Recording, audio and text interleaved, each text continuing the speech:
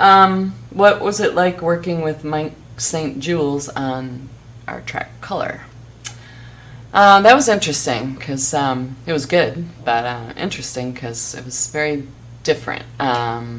He sent me a track that was basically a ballad that had no beat at all to it, and so I sang a ballad, and then I sent him the vocals, and he sent it back with all these beats in it, and it sounded weird to me. So we kind of compromised, where some of the parts that I had sung for the ballad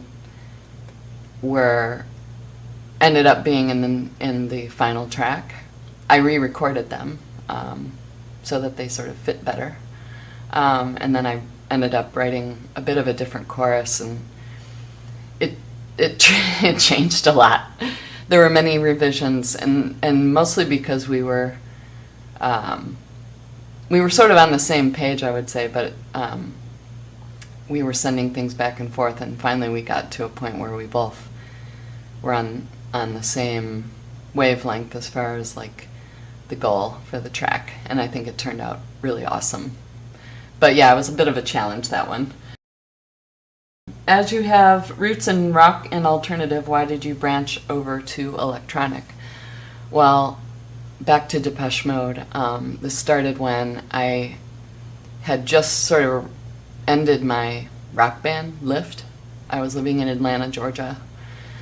And I heard a song that Gabriel and Dresden did, a remix of Here's the House, and I was like, who is this? And I'd never heard of Gabriel and Dresden. It was not on my radar. I wasn't really into electronic music per se. I mean, I listened to it for years, but I wasn't really in it that much. But that song hooked me. So on a whim, I contacted their manager, and I sent some of my music, and I asked if they ever work with vocalists. I had no idea. And like months later, I heard from them, and they asked me to fly out, work with them in their studio, which I did, and we wrote Tracking Treasure Down. We wrote a couple other things that went on their first album, and that was crazy. That was a blast. And so what happened after that was I was excited by that, and I liked working in that genre, and so it just kept going after that.